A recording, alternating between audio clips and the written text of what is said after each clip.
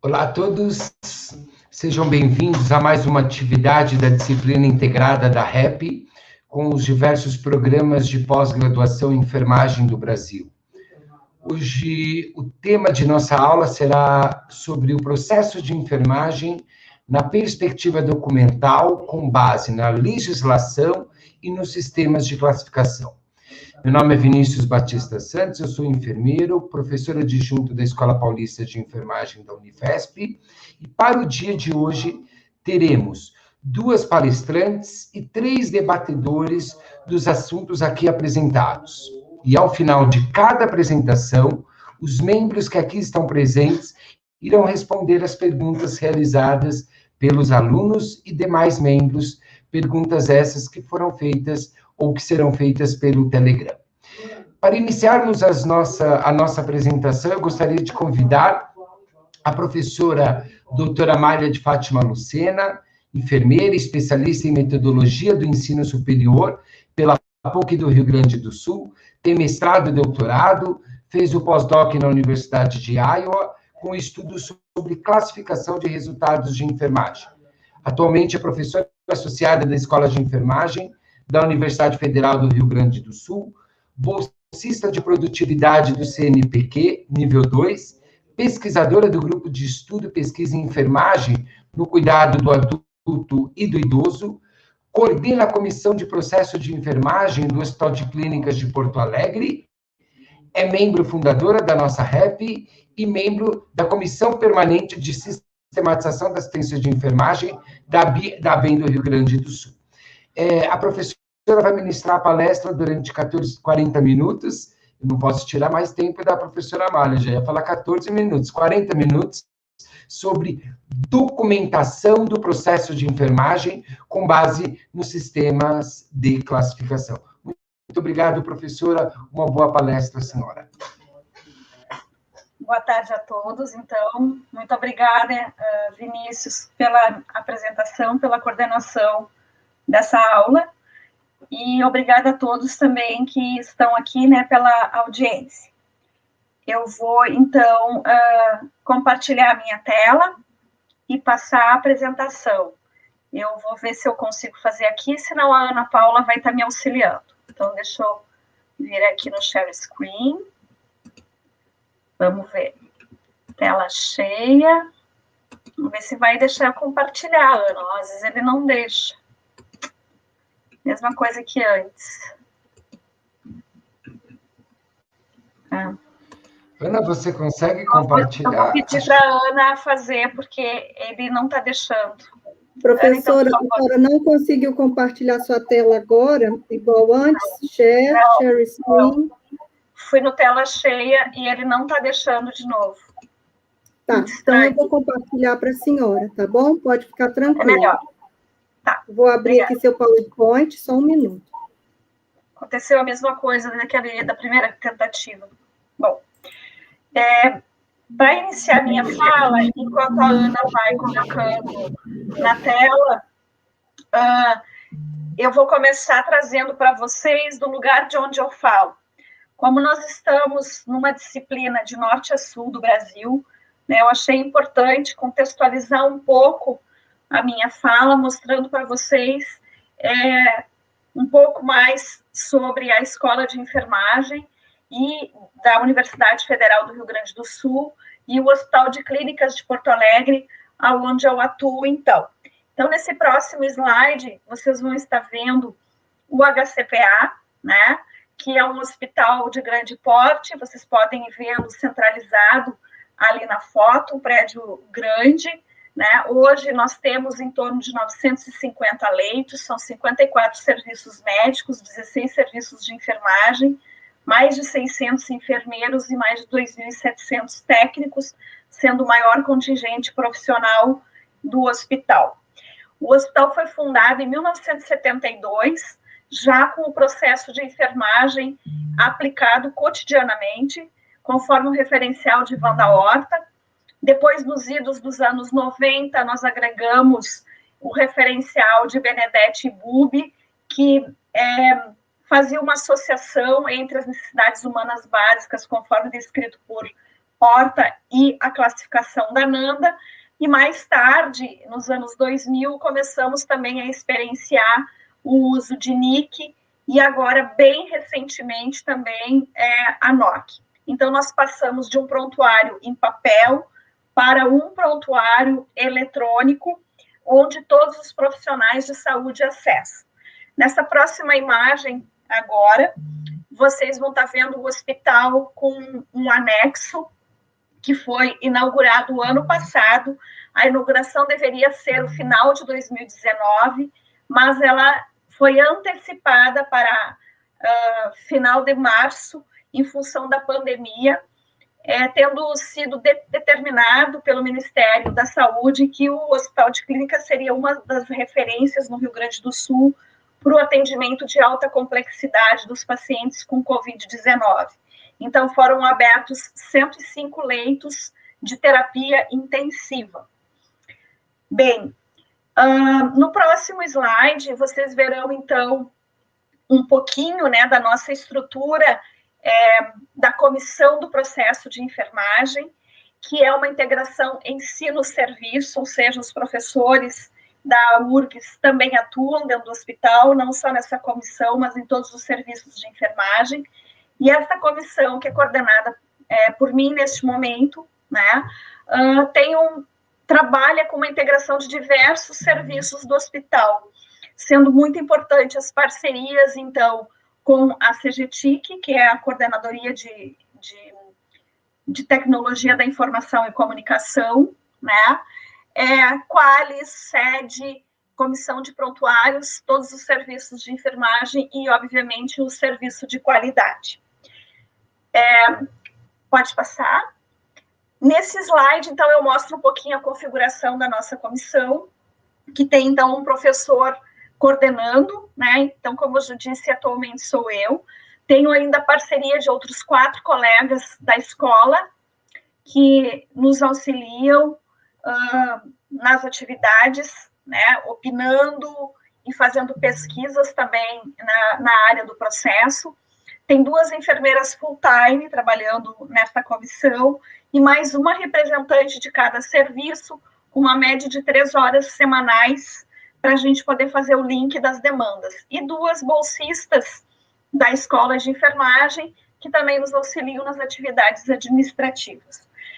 Todos os processos em relação a registros da instituição, no que tange a enfermagem, são deliberadas dentro desta comissão, o que faz com que nós tenhamos um padrão de registros que segue esses referenciais teóricos, que eu já explanei a vocês, e também em consonância com a nossa legislação, e também com os protocolos, as rotinas de todos os serviços.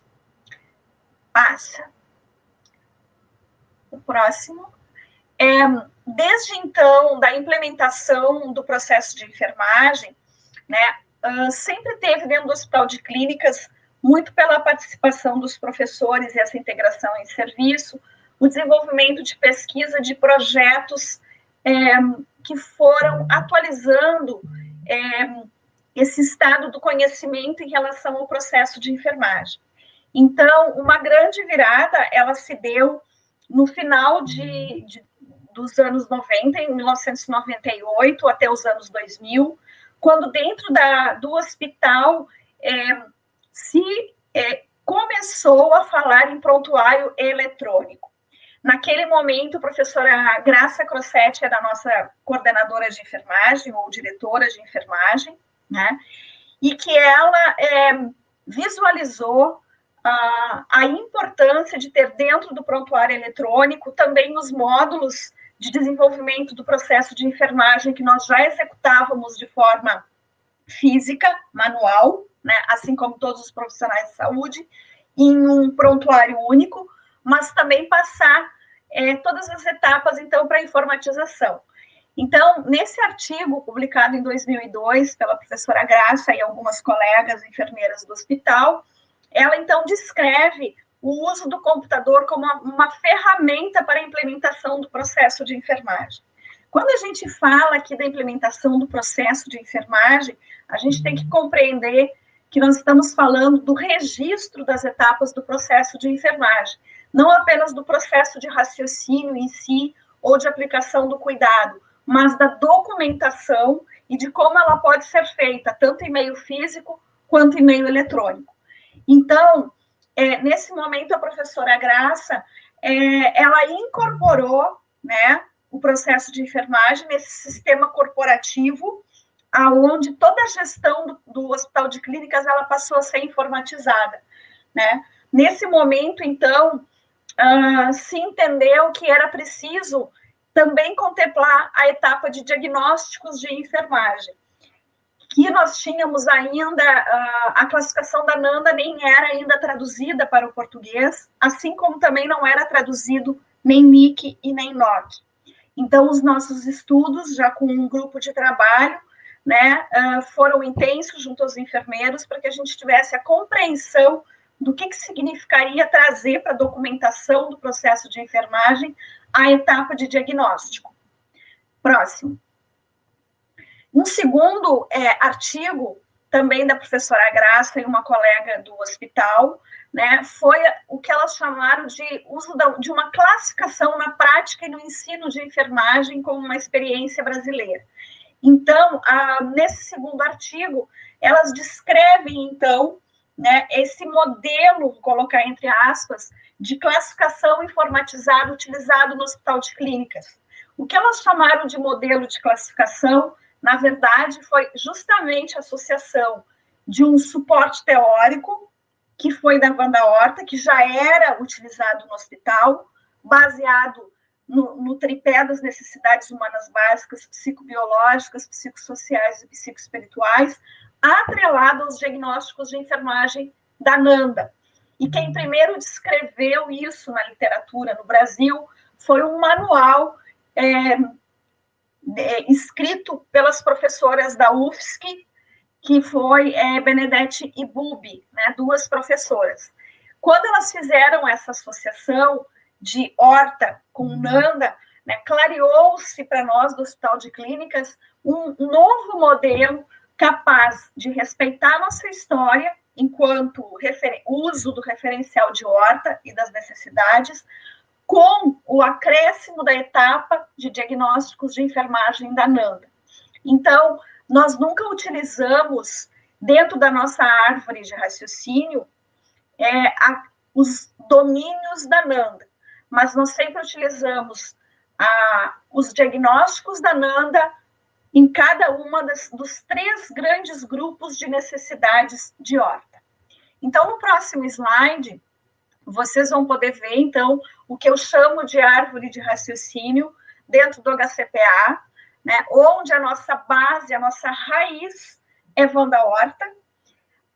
Na sequência, então, essa associação com a NANDA por meio dos escritos das professoras Benedete e Bubi, seguido da NIC, após os anos 2003, 2004, com maior fortalecimento após 2006, né?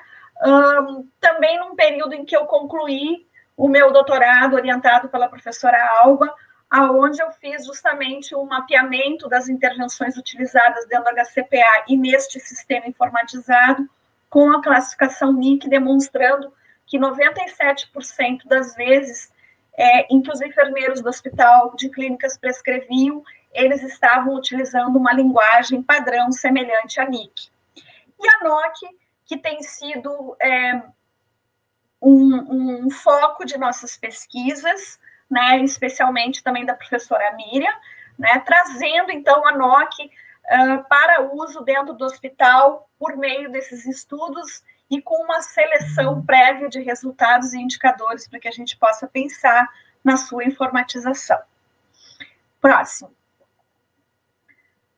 Então, vocês podem ver que a história do hospital e o uso do processo de enfermagem, ele é muito anterior à resolução que fala de sistematização da assistência de enfermagem, de processo de enfermagem do COFEM, que é 358, que é somente de 2009.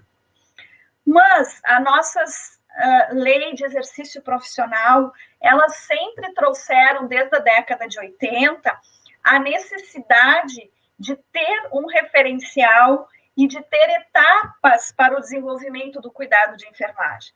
Então, vocês vão ver que os primeiros escritos das nossas leis, eu não vou me aprofundar nisso, porque depois a professora Eduarda vai falar mais especificamente sobre a legislação, trazem sobre a consulta de enfermagem, né? E que, de fato, dentro do Hospital de Clínicas também foi o primeiro cenário onde a gente implantou o processo de enfermagem, foi no ambulatório, ainda na década de 70, e depois nós partimos para as unidades de internação. Então, o nosso registro e a nossa documentação em prontuário no hospital, ele é anterior à nossa legislação, por ter um entendimento enquanto formadores de enfermeiros de que a nossa profissão carecia, sim, de um norte para o desenvolvimento das nossas ações. Então, hoje no hospital, né, a gente utiliza uma denominação um pouquinho diferente do que traz a resolução, porque nós já tínhamos isso e entendemos como sinônimos. Então, ao invés de investigação, a gente chama de anamnese, exame físico, a etapa de diagnóstico, então, é os diagnósticos de enfermagem, que nós temos base na classificação da NANDA, mas não é uma cópia fiel da NANDA. Cada diagnóstico de enfermagem, antes de entrar no sistema, ele é avaliado pela comissão do processo de enfermagem, e nós avaliamos quais os componentes desses diagnósticos, eles são úteis na nossa prática clínica, e é isso que é informatizado. A prescrição de enfermagem, ela também não é uma cópia da linguagem da NIC, mas ela segue os preceitos da NIC, e como eu já disse anteriormente, tem similaridade com a mesma em torno de 98% das vezes. E a evolução de enfermagem, que nós entendemos como um sinônimo de avaliação, né? Nós trabalhamos com uma avaliação de como os diagnósticos de enfermagem eles vão se comportando ao longo da internação do paciente ou ao longo do seu acompanhamento em ambulatório. Próximo. Também nós fomos incorporando ao nosso referencial à medida que novas publicações iam surgindo.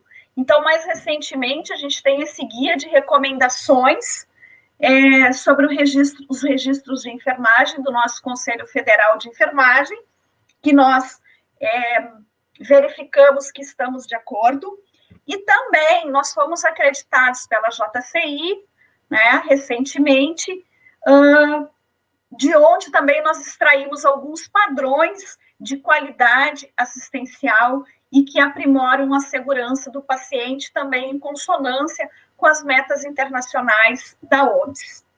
Pode passar. Nós somos acreditados pela JCI desde 2013, né? E aí, um dos conceitos muito importantes que vão em acordo com tudo isso que eu falei a vocês é o que é um prontuário, tá? Então, nesse próximo slide, a gente segue uma das primeiras definições de prontuário de paciente, que é um conjunto de informações, então, né, utilizados por uma equipe multiprofissional que garantem a continuidade da assistência ao indivíduo, né, e que é de elaboração obrigatória. Essa definição é do Conselho Federal de Medicina e que o nosso COFEM, ele segue também na resolução de 514 de 2016, corroborando o que o CFM já havia dito, né, e trazendo para nós, então, esse conceito de prontuário. Eu penso que é muito importante que nós, enfermeiros, compreendamos essa definição, porque eu tenho tido a oportunidade de viajar o Brasil todo, de Manaus a Porto Alegre, e tenho visto muitos registros de enfermagem realizados por colegas e que não fazem parte do prontuário do paciente. Ficam como registros à parte, que só a enfermagem lê. E essa é a primeira dica, né, que eu trago aqui para quando a gente fala de ensino do processo de enfermagem ou implantação do processo de enfermagem numa instituição. A gente precisa trazer todos os escritos sobre assistência dos nossos pacientes em um único local, onde todos os profissionais tenham acesso. E o próprio paciente, ele é o único que tem direito à leitura do seu prontuário, ou até solicitar uma cópia, e ele tem direito a todos os registros sobre a saúde dele. Então, isso é bastante importante, tanto em termos legais, quanto em termos práticos para garantir a assistência. Na sequência, então, vocês vão ver no próximo slide, um pouco de como nós incorporamos esses conceitos, então, nessa história de 50 anos que o hospital está fazendo, então, esse ano, né, de prontuário, né, como um local único de registro e, desde 2000, então, informatizado. Nós ainda não somos um hospital paperless, ou seja, livres de papel no total, mas nós temos isso como meta para os próximos poucos anos a gente ter isso. Então, hoje nós trabalhamos com um sistema denominado AGHUSE, que é aplicativo de gestão hospitalar, que permite, então, o registro de todos os processos de gestão do hospital, administrativo, assistencial e de pesquisa, tá? E ele é de uso multidisciplinar. Obviamente, o que cabe ao financeiro, eu, como enfermeira, não terei acesso, e vice-versa, né? Para quem é da área administrativa, também não tem acesso, porque nós temos um sistema de segurança de perfil e senhas. Próximo. Então, essa primeira tela mostra uma área de trabalho com os diferentes módulos do AGHUSE, né, onde eu vou explorar um pouco aqui somente a parte assistencial, onde a gente inicia com uma lista de pacientes, que podem ser pacientes de ambulatório ou pacientes internados. Então, feito isso, o profissional, ele se loga, essa próxima tela vai mostrar.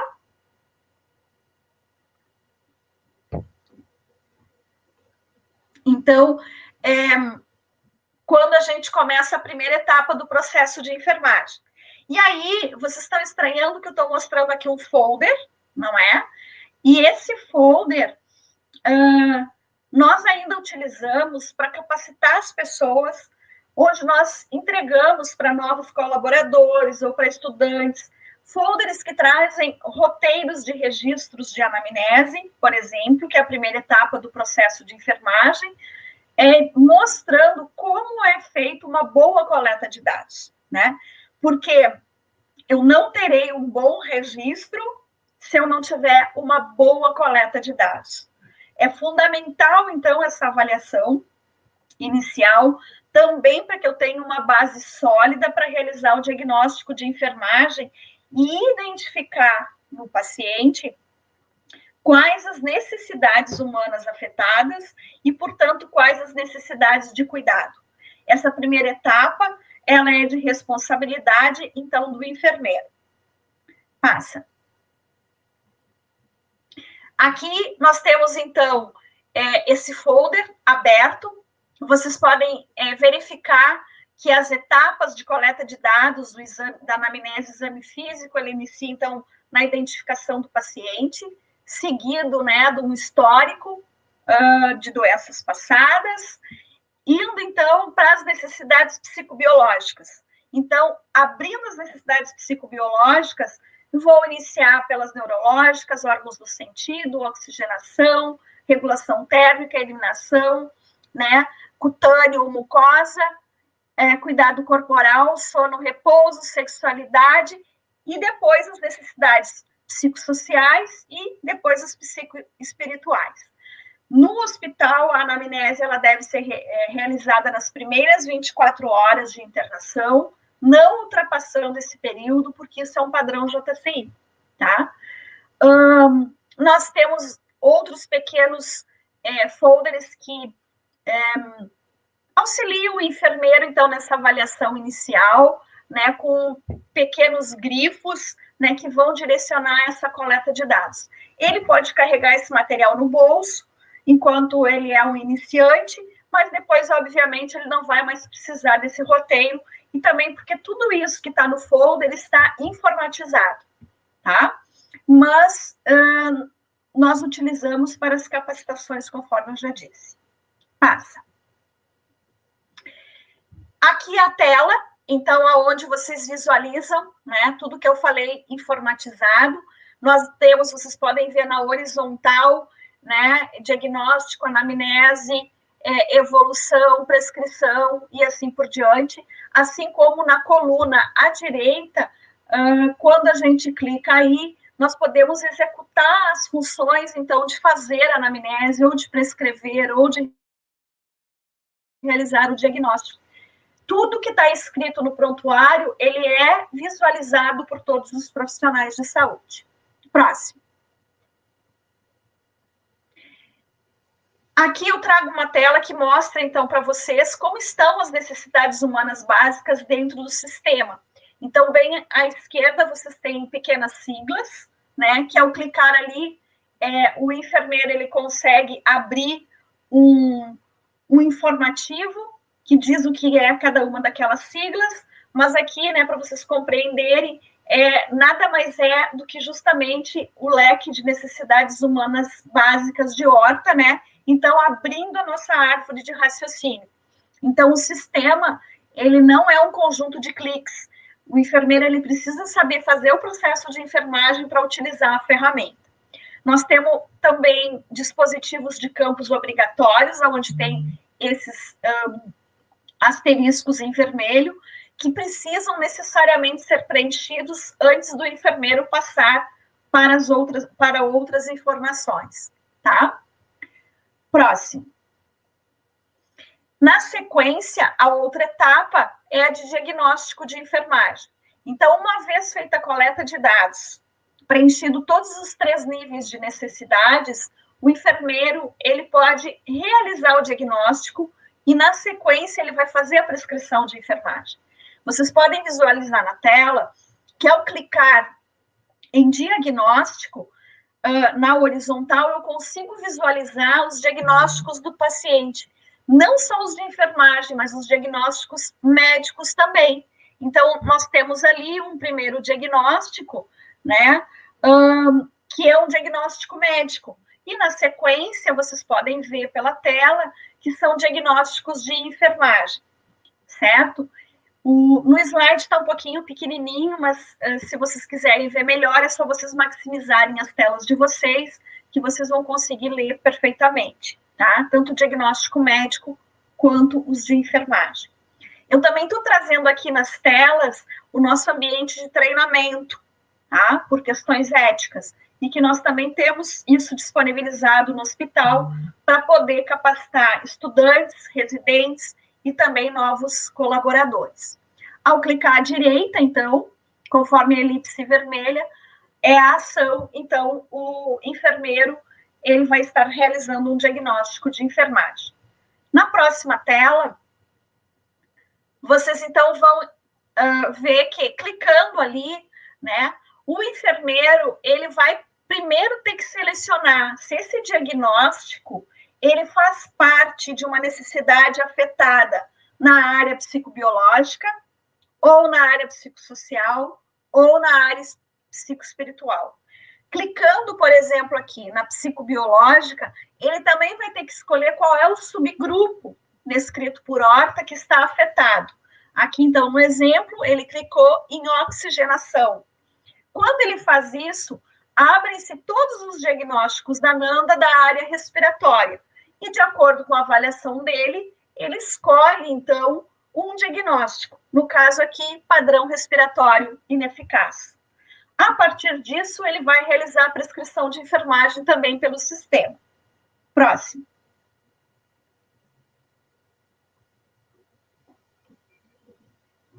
Próximo slide.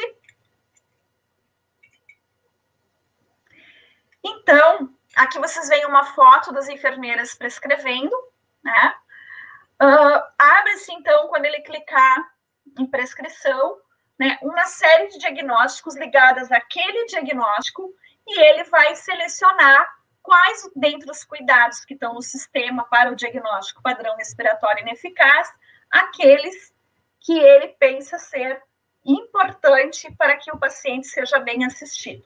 Então, aqui eu mostro, né, uma evolução da NIC, né, e para nós, enfermeiros do HCPA, que sempre fizemos prescrição de enfermagem, porém antes sem um sistema de classificação, e que agora temos isso também informatizado. Próximo.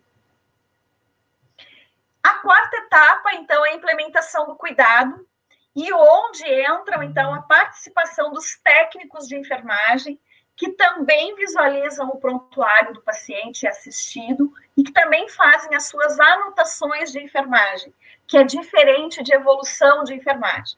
Então, o técnico, ele realiza o que é de sua competência, né? Dentro de um módulo que nós chamamos controles dos pacientes, onde tem sinais vitais, monitorizações hídricas, né? E outros controles de drogas, por exemplo, medicamentos administrados, procedimentos, né, e também as suas anotações. Então, o técnico de enfermagem, ele também é inserido em capacitações dentro do hospital de clínicas e ele utiliza o prontuário eletrônico como todos os demais profissionais de saúde. No próximo slide, vocês vão ver, então, que nós também temos alguns guias e alguns folders utilizados por essa categoria profissional, né, que dá dicas para que eles não esqueçam do que eles precisam avaliar e registrar sobre o paciente que estão cuidando. Conforme eu já disse antes, né, isso é mais para profissionais iniciantes, que depois não precisam mais ter essa cola, né, dentro do seu bolso, e somente abrindo o sistema, que também guia a forma de fazer o registro, possa fazer. Na próxima tela, vocês vão ver, então, como ficam esses registros, né, de sinais vitais, e com parâmetros de normalidade, acendendo sinais vermelhos também, em caso de parâmetros alterados, auxiliando o técnico, para que ele atente para isso, comunique o enfermeiro, e, se necessário, o enfermeiro comunique o médico assistente. A próxima tela vai mostrar um registro de balanço hídrico, que também é feito hoje de forma automática pelo sistema, a soma do que entra e do que sai, né? Então, os líquidos administrados na coluna em azul e os eliminados na coluna em cinza, e ao lado vocês podem ver as anotações que são realizadas pelos técnicos de enfermagem. Na próxima tela, vocês, então, podem visualizar melhor o campo anotações maximizados, né? Isso está descrito na nossa legislação também, a importância das anotações do técnico de enfermagem e do de todos, de que eles fazem parte do processo de enfermagem naquilo que lhes compete. Isso é bastante importante que a gente tenha isso em mente, para que o técnico de enfermagem valorize os registros do cuidado realizado e compreenda o que é o processo de enfermagem. Próximo. A quinta etapa, nós realizamos uma avaliação em relação aos resultados desse paciente, mas em termos de manter um diagnóstico de enfermagem aberto, ou encerrarmos, ou modificarmos o diagnóstico e, necessariamente, a prescrição de enfermagem. Até o momento, a gente ainda não tem os indicadores da NOC no sistema cotidianamente, né? Então, nós fazemos a quinta etapa do processo de enfermagem durante a nossa evolução de enfermagem, que nós utilizamos o sistema SOIC, ou seja, subjetivo, objetivo, impressão e conduta, e acrescentamos, após o processo de acreditação pela JC, as condutas educativas também. Então, toda vez que a gente orienta um paciente ou um familiar, fornecemos folders educativos, participam de grupos educativos, tudo isso é anotado na conduta de educação como forma de dar maior visibilidade a esse importante fazer dos enfermeiros né, na área de assistência aos nossos pacientes. No próximo, então, a gente traz a tela, mostrando para vocês, então, o sistema de Lawrence Weed, né, que foi um médico norte-americano, que primeiro descreveu isso justamente para o que se chamava, na época, né, de prontuário médico, né, que nós não devemos mais cometer esse equívoco. O prontuário, ele é do paciente, justamente porque nele todos escrevem, e não somente uma categoria profissional. Então, o subjetivo vai trazer o que o paciente ou o familiar refere, o objetivo é o que eu estou avaliando, examinando durante aquele dia, com uma interpretação que são os diagnósticos de enfermagem e as nossas condutas. Pode passar. Aqui, eu trago para vocês uma descrição da resolução do COFEM, em que é descrito a diferença entre a anotação de enfermagem e a evolução de enfermagem. Então, a anotação de enfermagem são dados brutos. Por exemplo, o paciente vomitou, né? Eu não trago, e essa é uma anotação que o técnico de enfermagem faz, normalmente. O enfermeiro, ele já vai fazer uma análise desse vômito do paciente. Ele vai falar quantas vezes esse paciente vomitou, que aspecto tem esse vômito, que volume tem esse vômito, se isso é precipitado pelo uso de algum medicamento ou de algum alimento, né? E ele vai, ao fazer essa análise, ele vai encaminhar para um diagnóstico de enfermagem. Então, essa é a diferença entre uma anotação e uma evolução. Portanto, a anotação, ela pode ser executada por qualquer profissional, mas a evolução de enfermagem, ela é privativa do enfermeiro, né? A anotação, ela se refere a um determinado momento. Então, o paciente vomitou às 14 horas, né? Já a evolução do enfermeiro, ela se refere às últimas 24 horas. Quantas vezes esse paciente vomitou nas últimas 24 horas? Foi só uma vez? Foi mais de uma vez? Ele melhorou após uso de um antiemético? Tudo isso requer uma análise mais minuciosa e que compete, então, ao enfermeiro. São dados pontuais numa anotação e são dados processados na evolução, né? E com isso, conforme eu já disse, há um processo reflexivo e de análise que nos leva para um diagnóstico de enfermagem. Pode passar. Dentro do AGHUS, então, o meu tempo já está quase, né? E eu vou ter que correr um pouquinho. A gente implementou no hospital também a checagem e aprazamento e checagem eletrônica, tanto da prescrição médica quanto de enfermagem. Então, nós temos regras de segurança que não permite, por exemplo, que um medicamento de 8 em 8 horas tenha um intervalo menor ou maior do que isso. O sistema vai acusar. E assim por diante, uma série de regras. Nessa foto, vocês estão vendo uma enfermeira e técnicos de enfermagem, então, utilizando o aprazamento e checagem de prescrição. Pode passar. Nós também informatizamos, no ano de 2019, as escalas de predição de risco.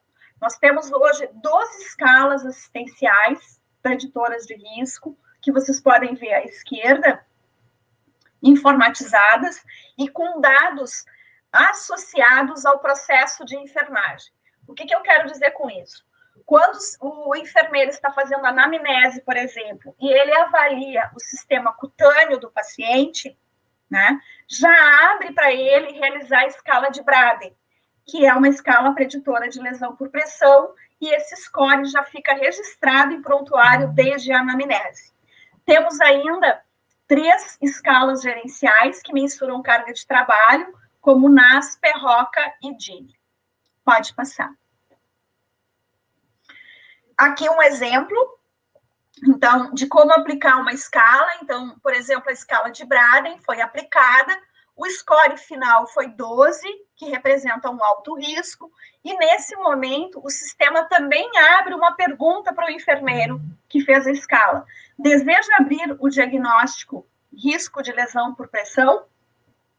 Ao clicar em sim, o sistema já coloca dentro do prontuário desse paciente o diagnóstico e abre a tela para que o enfermeiro possa prescrever, então, os cuidados preventivos de lesão por pressão. Isso acontece para outras escalas de predição de risco também, que eu não vou ter tempo de mostrar todas aqui, né? Mas, passando as telas, eu vou simplesmente citá-las. Então, a próxima, então, vocês vão ver, né? Tudo isso também é trabalho desenvolvido com pesquisa, então, onde nós trabalhamos desenvolvimento de diagnósticos de enfermagem, como esses de lesão por pressão, em parcerias internacionais e com nossos alunos do pós-graduação, então, fortalecendo a nossa integração ensino-serviço. Pode passar. São outros diagnósticos também desenvolvidos por nós, que vão estar nessa última edição da NANDA. Vamos passar, porque a gente não vai ter tempo. A outra escala é de risco de quedas, que também tem o mesmo procedimento. Pode passar. Essa escala foi desenvolvida também por uma tese de doutorado de uma enfermeira que trabalha na nossa UTI, que tem artigo publicado. Vocês podem, pelos QR Code, acessar os artigos que estão ali, ou depois, em contato comigo, eu posso passar as referências. Pode passar. Pode passar. Síndrome do idoso frágil é uma outra pesquisa que a gente desenvolveu. Avaliamos CAN, que é um tipo de escala também, que avalia a fragilidade do idoso, e que também temos esse sistema dentro, essa funcionalidade no sistema que permite ao enfermeiro prescrever com base nessa escala de predição. Pode passar.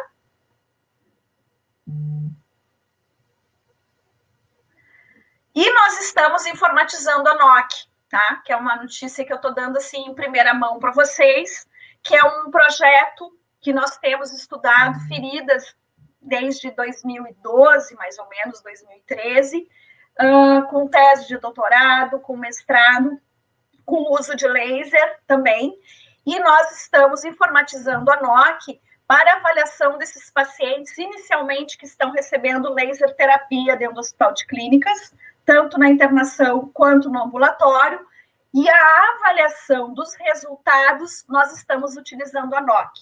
Adaptada, nós estamos utilizando a NOC com uma escala Likert de apenas 3 pontos, ao invés de 5, onde nós estamos avaliando 5 diferentes indicadores de qualidade. Eu estou colocando aqui como exemplo granulação, exudato, drenagem e tamanho de ferida. Pode passar.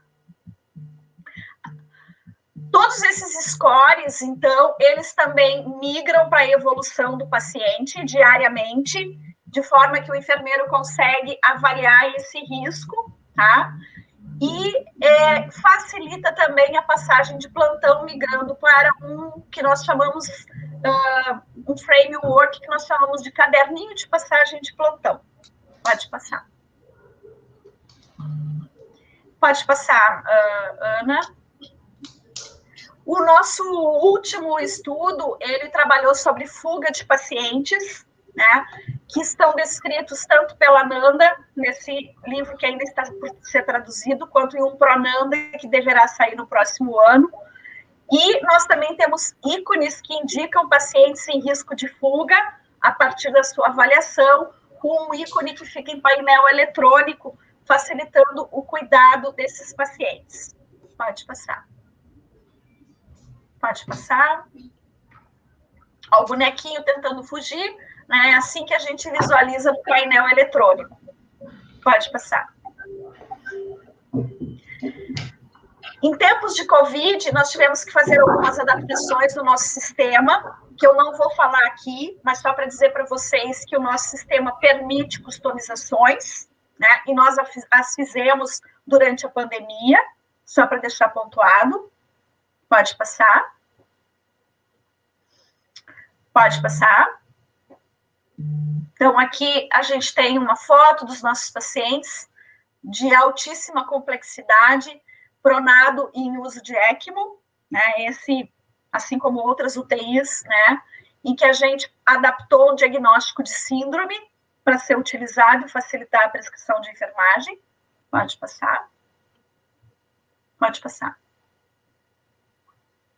Podemos ir adiante.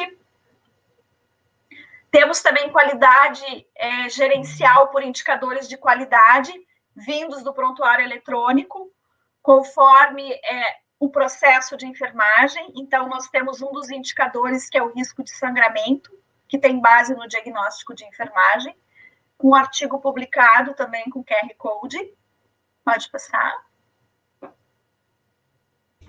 Passa. Professora Fátima, 2 minutinhos. Sim. E nós fazemos avaliação de prontuário também para entender o quanto de tudo isso que nós preconizamos possui qualidade. Então, eu trouxe somente um dos nossos gráficos mostrando que hoje 98% dos nossos pacientes, aproximadamente, eles são avaliados nas primeiras 24 horas de internação. Eu vou finalizar aqui a minha apresentação, porque o meu tempo já esgotou, e vou estar agradecendo a todos, né, pela audiência, tá? Vamos encerrar, então.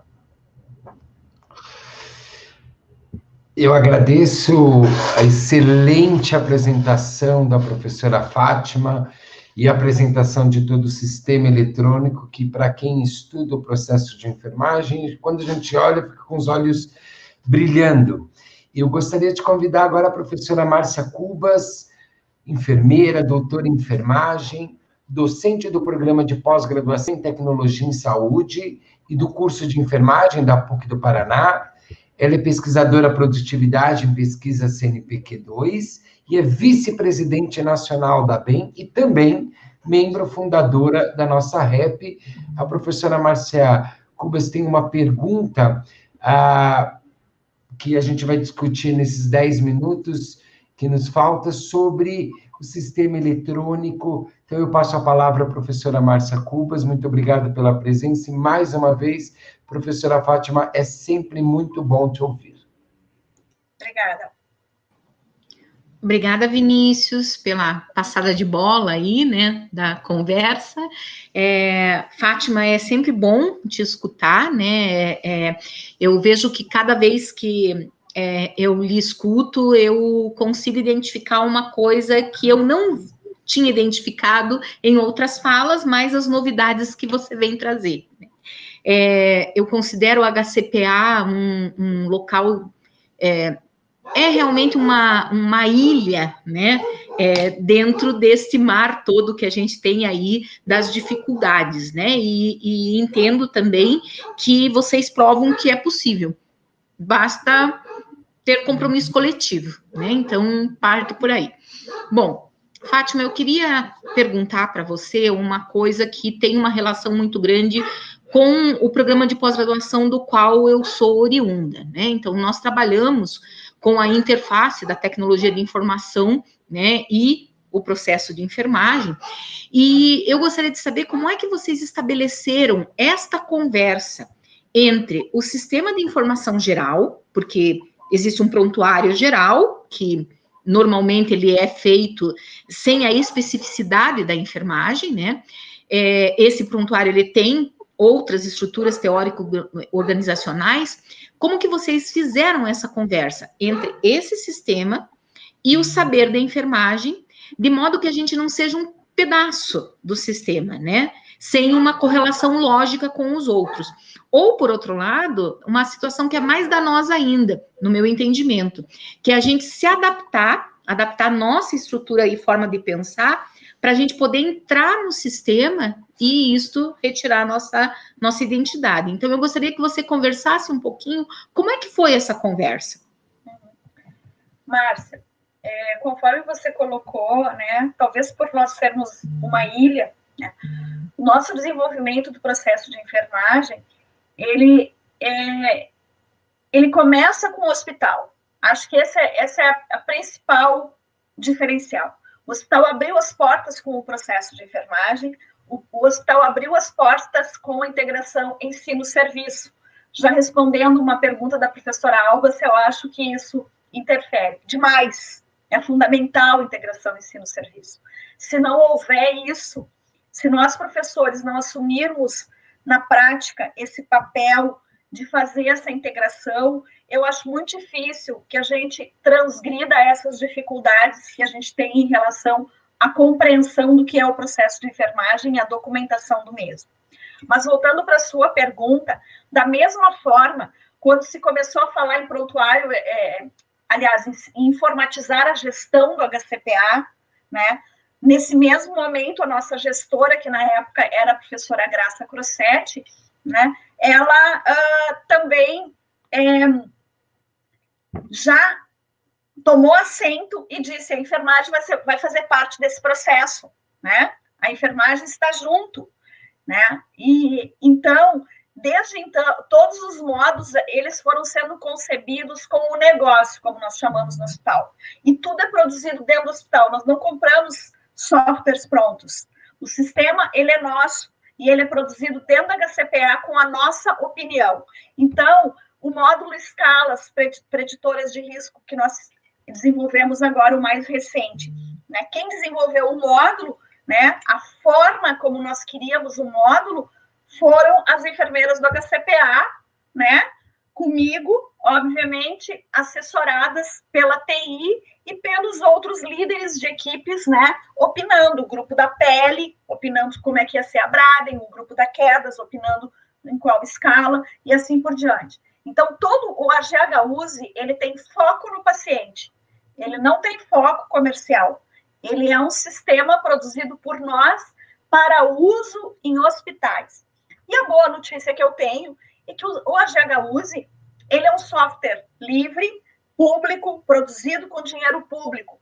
E ele já foi também da EBSER, porque o embrião do AGH-USE era o AGHU, que está hoje em alguns hospitais universitários federais, mas que não foi atualizado.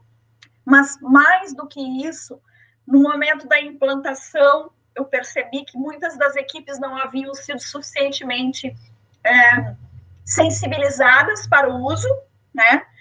Mas agora nós temos parceria com todas as Forças Armadas, com a UFRJ, e semana passada assinamos parceria com o Ministério da Saúde. Eu passei toda a última semana de maio no Rio de Janeiro, visitando os hospitais federais do Rio, e até o final do ano eu acredito que o sistema vai estar no INTO, que é a primeira instituição determinada pela superintendência do Ministério para utilizar o AGH-USE. Vai depender dos nossos colegas colocarem em ação, porque ferramenta não anda sozinha, a ferramenta anda e qualifica assistência com bons profissionais.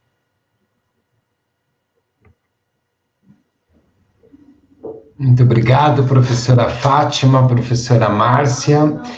Nós ainda voltaremos mais depois da palestra da professora Eduarda, para que a gente possa fazer uma série de discussões. Eu gostaria de convidar agora a professora Eduarda Ribeiro dos Santos, enfermeira, advogada, mestre e doutora pela Unifesp, docente do Instituto de Ciências da Saúde do Hospital Israelita Albert Einstein, e primeira secretária da gestão 2021-2023 do Conselho Regional de Enfermagem de São Paulo, para ministrar a palestra Responsabilidades Ético-Jurídicas da Equipe de Enfermagem no contexto do registro do processo de enfermagem. Professora Eduarda, eu agradeço o aceite do convite, o aceite da REP, o aceite do convite realizado pela REP para ministrar essa palestra, que nós sabemos que você tem um domínio muito grande sobre essa parte ético-jurídica, principalmente por ter duas grandes formações, né? A formação na área da enfermagem, como a formação primária, e a formação na área de direito. Então, estamos todos ansiosos para te ouvir. Muito obrigado, professora Eduarda. E eu reitero os 40 minutos para a apresentação, para que a gente possa ter as discussões no final da nossa mesa redonda. Muito obrigado. Obrigada, Vini. Eu vou tentar aqui compartilhar. Vamos ver se eu consigo. Já está aparecendo. Estava aparecendo. Mas eu acho Espera só um instantinho, que eu vou tentar de novo. O meu tempo não está contando ainda. Vamos ver se agora eu consigo. Espera só um pouco. Se eu não conseguir, eu vou pedir para a Ana fazer isso por mim. Não, né? Ainda não, Eduardo, estava aparecendo, acho que não. Ana, você tem... Era a Ana que estava compartilhando? Professora, sou eu que vou compartilhar para você, porque para ficar mais fácil, tá? Tá então, ótimo. quando precisar passar os slides, você só me aponta que eu faço, tá bom? Tá bom, obrigada, Ana. Eu que agradeço o convite, Vinícius, muito obrigada, agradeço aí a REP pelo convite e fico muito feliz para falar desse assunto. Ana, você pode projetar para mim?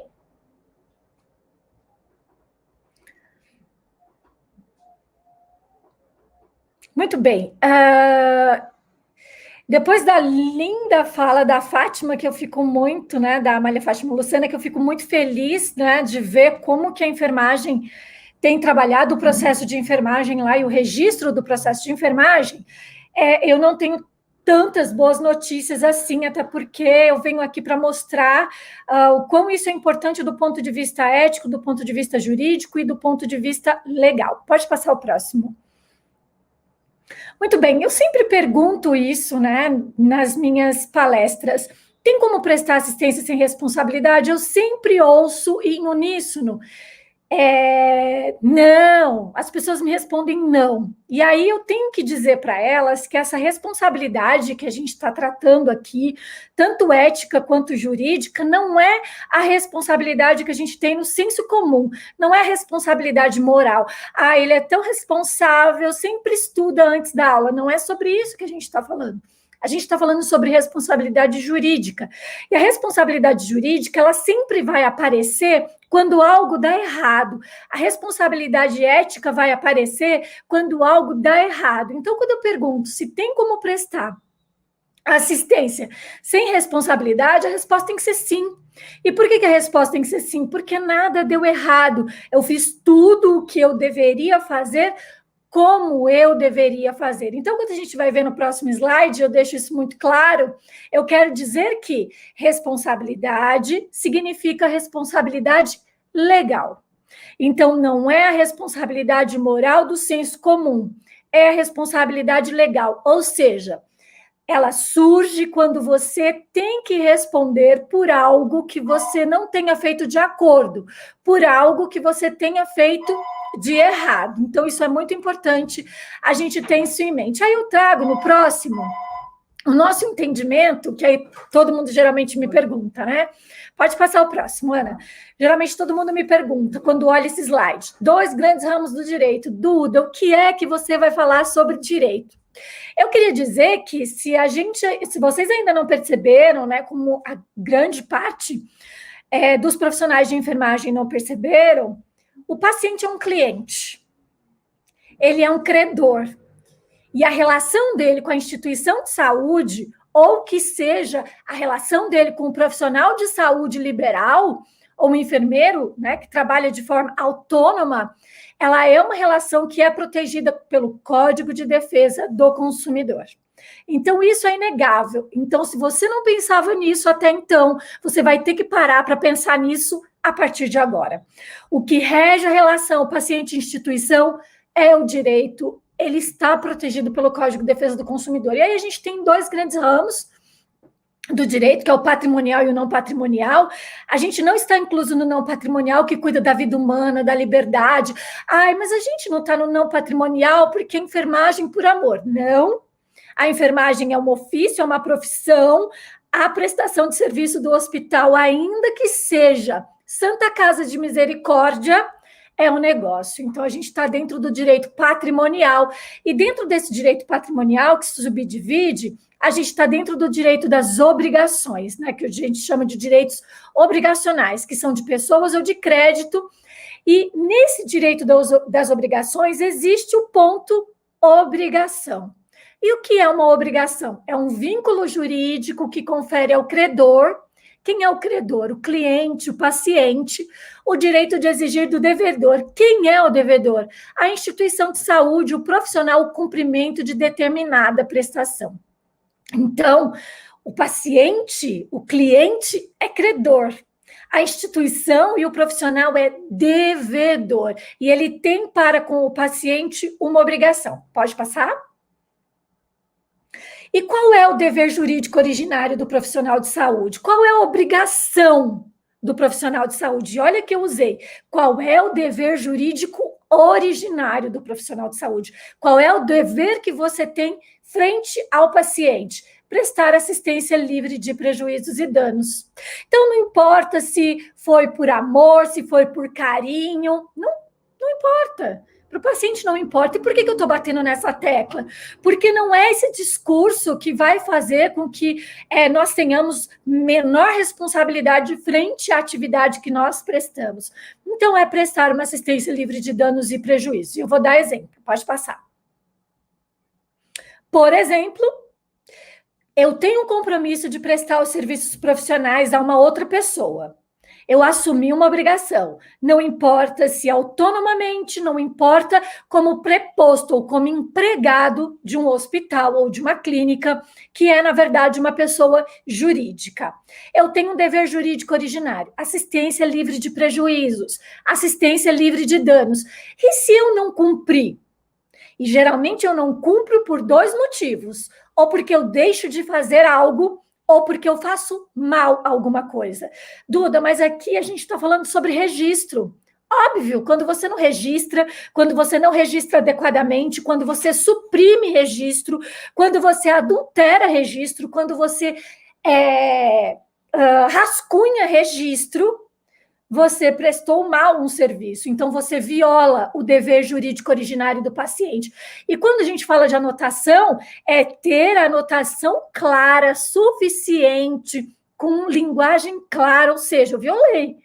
Quando eu não fiz isso de acordo, ou seja, quando eu não coloquei, ou quando eu retirei, querendo retirar, ou quando eu rasurei, ou quando eu adulterei. Então, eu violei o dever jurídico originário, surge daí, então, a minha responsabilidade, e essa responsabilidade é de compor o prejuízo causado. Se eu tive algum prejuízo, se eu, aliás, coloquei algum prejuízo no paciente, ou levei algum prejuízo para o paciente em decorrência dessa minha falha, eu tenho a obrigação de reparar. Eu dou aqui vários exemplos, necrose por extravasamento, infecção de corrente sanguínea, queda, e eu vou dar exemplos no final de onde a anotação não foi feita e o prejuízo que trouxe para todo mundo. Próximo. Eu estou falando rápido porque eu só tenho 40 minutos. Quais são as esferas da responsabilidade? Essa daqui é a notícia triste. Todas as vezes que você comete uma falha, você pode responder em 4 esferas. E a notícia triste que vem na sequência é: uma esfera não suprime a outra. Duda, eu já respondi administrativamente. Preciso responder no meu conselho de classe? Não, você ter respondido administrativamente é muito diferente de você responder do ponto de vista ético. Então, administrativo, lá do seu empregador, você pode receber uma advertência verbal, escrita, suspensão, ou demissão por justa causa ou sem justa causa. Ético profissional, vai para o seu conselho. Essa sua falha no registro, por exemplo, pode acabar te acarretando advertência, multa, censura, suspensão ou cassação do exercício profissional. Cível, no cível, quem primeiro responde, a instituição que você trabalha, é o que vai gerar, que a gente fala, a pecúnia, ou seja, o paciente vai angariar ali no cível, né, vai requerer no cível uma indenização financeira pelo erro e pelo dano que ele sofreu. E do ponto de vista penal, o que nós temos é o Ministério Público fazendo o que a gente chama de persecução penal em busca da verdade real, que é quem é o culpado pelo dano. Quem cometeu o dano. Então, ele vai responder do ponto de vista penal. Seja uma lesão física, uma lesão corporal, seja um homicídio culposo, enfim. Próximo. Ana? Muito bem. Quais são os pressupostos da responsabilidade profissional? As pessoas acham que é fácil punir. Mas não é fácil punir, eu vou mostrar para vocês agora no próximo slide o que você tem que avaliar, o que a gente avalia, o que cada uma daquelas esferas vão avaliar quando a gente está diante de um profissional que não agiu adequadamente. Pode passar. Primeira coisa, a gente vai avaliar se teve uma ação. E essa ação, ela pode ser omissiva ou comissiva. Omissiva, eu deixei de fazer, fui omisso. Comissiva, eu fiz. Por exemplo, deixei de fazer. Omissão, deixei de anotar. Comissiva, eu fiz. Anotei algo que não era do paciente, chequei uma prescrição que não foi realizada, ou seja, rasurei um prontuário, então eu faço ou deixo de fazer. E com esse meu fazer ou deixar de fazer, eu violei o direito à vida do paciente, por conta disso ele morreu, por exemplo. Eu violei a integridade física, ele sofreu uma lesão corporal, ou a qualquer outro direito da personalidade, por exemplo, direito de imagem, ok? Eu gerei com essa ação um dano, então eu estou lá avaliando, ó, teve uma ação? Teve. Teve um dano? Teve. Esse dano pode ser material, físico, estético ou apenas moral. E o último passo é avaliar se há nexo causal entre a ação e o dano. Se a resposta for sim, não há o que se discutir. Próximo passo, para saber quem cometeu aquela falha. Eu pergunto, a conduta do profissional está diretamente ligada ao resultado danoso? E aí, eu tenho que parar para pensar se foi a Maria, se foi o Gilberto, se foi o Roberto, se foi o Vinícius. Ok. Algumas condutas eu consigo individualizar, outras condutas eu não consigo individualizar. Mas para punir a pessoa, eu preciso dizer exatamente o que ela fez ou deixou de fazer. Próximo. Quais são os tipos de responsabilidade e obrigação do profissional de enfermagem? A responsabilidade do profissional ela é subjetiva. Duda, o que significa isso? Eu tenho que avaliar se você agiu ali com culpa ou com dolo. E eu só posso te punir se eu chegar à conclusão que houve uma falha sua, que a sua conduta esteve ligada, né, àquele fato, àquele dano, e como você agiu? Qual foi a sua intenção? Você agiu com culpa ou você agiu com dolo? Pode passar. E a obrigação, qual é? Geralmente, a gente tem dois tipos de obrigação, obrigação de resultado e obrigação de meio. Toda vez que eu pergunto para os profissionais, vocês acham que a obrigação do profissional de enfermagem é de meio ou de resultado? As pessoas respondem de resultado, ou seja, a obrigação de resultado, ela me obriga a atingir um objetivo. A obrigação de meio, não. O que a obrigação de meio está querendo dizer? Eu, Eduarda, vou empregar, né, me comprometo a empregar todos os meios com diligência e prudência para alcançar um objetivo, mas eu não me obrigo a obtê-lo.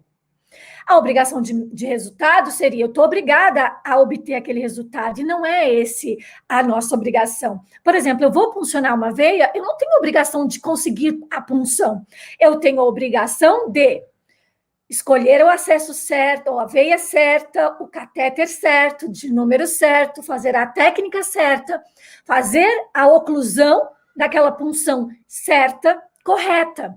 E é aí que o registro de enfermagem falha. O registro é tão ruim na prescrição, na maioria das vezes, quanto ruim também no seu registro. Eu não sei que veia que foi puncionada, nem que catéter utilizou, quais foram as dificuldades que se obteve, quantas tentativas foram feitas. E aí, quando a gente diz que não está escrito, ele não existe no mundo dos fatos. Depois não vai adiantar você falar assim, eu fiz, mas eu não registrei. Se você não registrou, você não fez. Próximo. Qual é a legislação que a gente tem sobre o registro de enfermagem? Eu não vou ficar aqui lendo, porque eu tenho que crer do fundo do meu coração que quem é da enfermagem, quem está estudando para ser enfermeiro, técnico de enfermagem, já deve ter sido apresentado, e se não foi apresentado, foi atrás. Por quê? Porque eu não posso alegar em minha defesa desconhecimento da lei. Então, você não pode esperar que alguém traga a lei para você. Você precisa ir atrás dessa lei. Então, eu vou citar algumas delas, até porque o meu tempo é exíguo. Próximo. Carta dos Direitos dos Usuários de Saúde. Lá na carta diz que eu tenho direito a registro atualizado e legível no prontuário com uma série de informações. É uma lista imensa. Eu trouxe aqui as alíneas A, B, D e E. Eram as mais importantes. Por que eu internei? Por que eu fui atendido? Por que como que eu vou evoluir, como a Fátima disse? O que foi prescrito? Como me avaliaram? Quais foram os procedimentos e cuidados de enfermagem? Ou seja, uma lista imensa que eu tenho que cumprir. Próximo. Resolução do COFEN 564 de 2017, Código de Ética dos Profissionais de Enfermagem, dos direitos. Artigo 1º, você tem o direito de exercer a profissão com liberdade, segurança técnica, mas aí vem o dos deveres. Registrar no prontuário ou qualquer outro documento as informações inerentes e indispensáveis ao processo de cuidar, que dê continuidade àquele cuidado, registrando formalmente as etapas do processo de enfermagem e prestar as informações escritas completas e fidedignas, e necessárias, enfim, e por aí vai. Ou seja, eu tenho vários deveres em relação a isso. Próximo. Lei 8.078 de 1990, Código de Defesa do Consumidor, porque eu já disse e torno a repetir. A relação paciente-hospital, paciente-profissional, paciente-clínica é regulado pelo Código de Defesa do Consumidor. Duda, aquele livrinho que tem na loja, quando eu vou à loja, e está lá escrito Código de Defesa do Consumidor, esse mesmo. Então, ele dispõe sobre a proteção do consumidor e dá outras providências. Artigo 43. O consumidor terá acesso às informações existentes em cadastros, fichas, registros e dados pessoais de consumo arquivados sobre ele, bem como sobre as suas respectivas fontes. Os cadastros e dados de consumidores devem ser objetivos, claros, verdadeiros e em linguagem de fácil compreensão. Então, também está no Código de Defesa do Consumidor. Também está, e eu não trouxe aqui, do Código Civil, ou seja, Código de Processo Civil, é ampla a legislação a respeito do assunto. Próximo. Código Penal. É aquele que manda prender e manda soltar. Artigo 299 fala da falsidade documental, falsidade ideológica, que nada mais é do que colocar uma informação falsa num documento público ou privado tido como verdadeiro. Então, qualquer registro que você faça ali que não seja verdadeiro é uma falsidade ideológica. Vou dar um exemplo.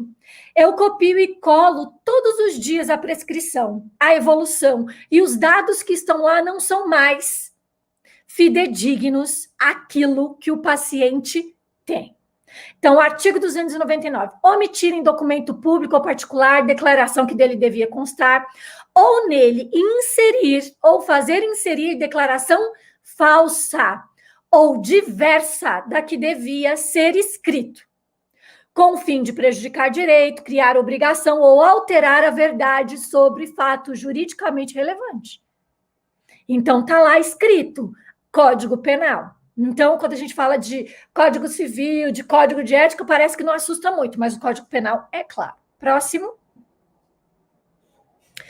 As falhas assistenciais e de registros que geram dano é decorrente de dolo ou culpa? Bom, geralmente as pessoas respondem dolo. A gente precisa saber e separar. O dolo, ele exige a intenção. Então, o dolo eu trago no próximo slide. O que é o dolo?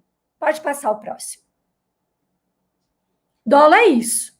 É estar no Netflix, Nurses Who Kill, Enfermeiros que Matam, ou a série Rated, que traz lá enfermeiros que, na verdade, fazem estardalhaço, miséria no hospital psiquiátrico.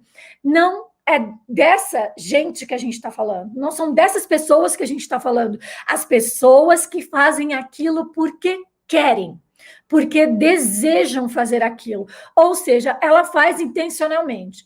Então, quando você coloca ali uma informação num prontuário que não é verdadeira, eu preciso parar e avaliar qual é a sua intenção. Se foi por dolo, se foi por culpa. O dolo, obviamente, é mais grave. Por quê? Porque você fez aquilo deliberadamente, você fez aquilo com intenção. Agora, e se a gente estiver agindo por culpa? Próximo, a gente vai dizer que é importante ressaltar que as pessoas não têm intenção de errar. Tá, Duda? Se elas não têm intenção de errar, elas erram por quê? Simples, próximo. Elas erram por imprudência, negligência e imperícia, que está previsto tanto no nosso Código de Ética, quanto no nosso Código Penal e o nosso Código Civil. Artigo 18 do Código Penal disse crime culposo, quando o agente deu causa ao resultado por imperícia, negligência ou imprudência. Aí, geralmente as pessoas não sabem diferenciar, e aí fala, você agiu com imprudência, negligência e imperícia. É a mesma coisa do, eu vou te processar por calúnia, difamação e injúria. Não sei o que significa, jogo todos, o que colar, colou. Mas eles são diferentes.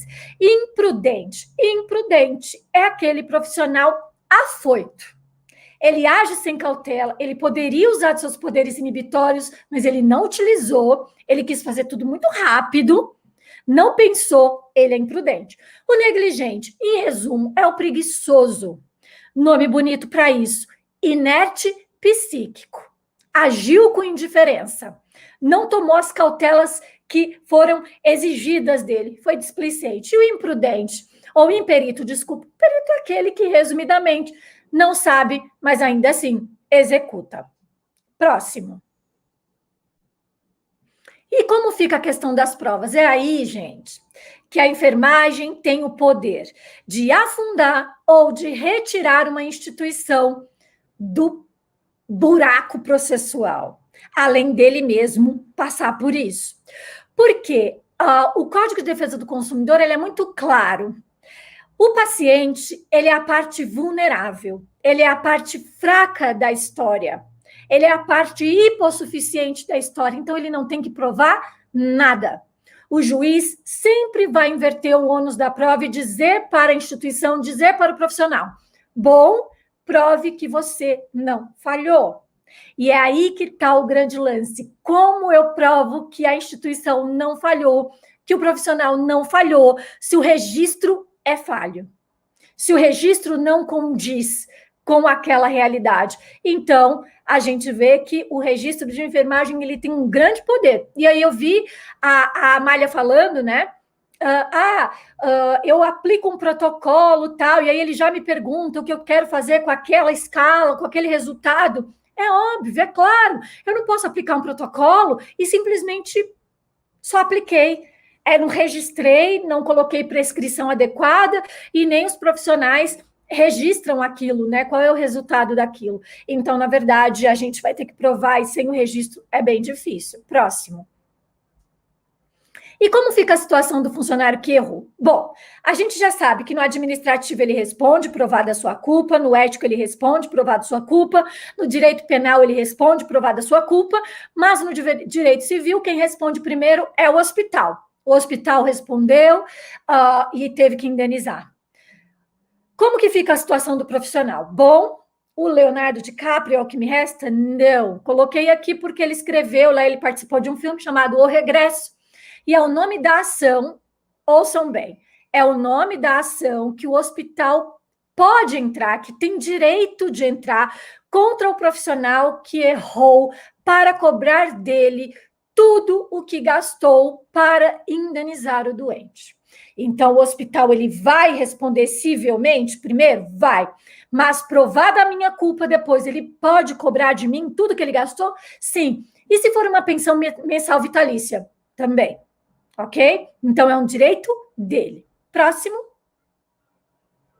Quando não indenizar? Super fácil, né, Duda? Você só diz coisa ruim até agora. Diz uma coisa boa. Digo, quando não indenizar? Código de Defesa do Consumidor é muito claro. Artigo 14, parágrafo 3º. O fornecedor de serviços não se responsabilizará quando? Inciso 1. Tendo prestado o serviço, o defeito inexiste. Como provar que o defeito inexiste? A culpa é exclusiva do consumidor ou do terceiro. Como eu vou provar que a culpa é única e exclusivamente do paciente? É uma infecção de corrente sanguínea? É uma lesão por pressão? Como eu vou provar isso? O paciente não quis o medicamento? É muito simples. Senhor, fulano, eu tenho dipirona aqui para o senhor quer tomar? Não, não quero. Ok, anoto. Recusou a medicação. Só que como eu provo que ele recusou a medicação, baseado na autonomia da vontade, porque ele teve todas as informações inerentes ao processo de cuidar.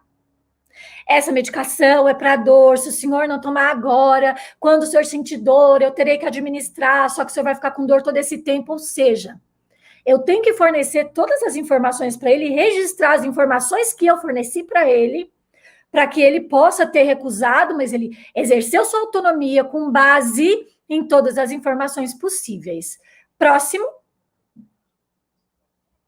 Casos na justiça brasileira. Duda, por que você não vai falar dos casos do Corém? Porque é muito simples. A gente ouve, e eu como sou do Corém, eu estou na segunda gestão do Corém, posso falar com propriedade, as pessoas vivem dizendo, o Corém não faz nada por mim. Num claro desconhecimento do que é a função, do que é a atividade fim do seu próprio Conselho Regional de Enfermagem. E o Corém não faz nada por mim, eu mantenho meu salário mesmo, não tenho nem piso salarial. Bom, essa é a função do sindicato. A função do Conselho Regional de Enfermagem é fiscalizar o exercício profissional e proteger a profissão e a sociedade dos maus profissionais. É essa a função do Conselho Regional de Enfermagem. Tudo o que ela faz perifericamente, ela faz por sua própria conta e risco. Mas, se eu tenho que responder ao Tribunal de Contas da União, a única coisa que ele quer saber é da minha atividade fim, que é a fiscalização do exercício profissional. Então, eu trouxe caso da justiça brasileira, porque aí ninguém pode falar, nossa, a justiça não faz nada por mim, eu ainda mantenho o mesmo piso salarial. Próximo. Lesão do plexo braquial com passagem de pique. Eu vou focar aqui, gente, somente naquilo que houve falha da anotação, que fique muito claro. Próximo.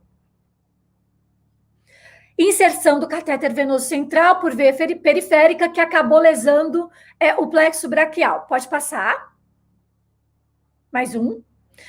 Foi numa cirurgia de próstata, teve uma lesão do plexo braquial, fez uma perícia e o perito viu que tem nexo causal entre a introdução do pique e a lesão. Pode passar.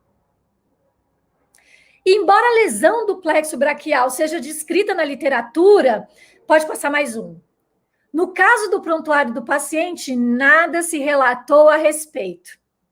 Descartada a hipótese de atrogenia, ou seja, um risco inerente ao procedimento. Por quê? Falha na prestação de serviço, porque não conseguiu saber quem é que tinha inscrito. Próximo. Pode passar. Aí a gente tem que não...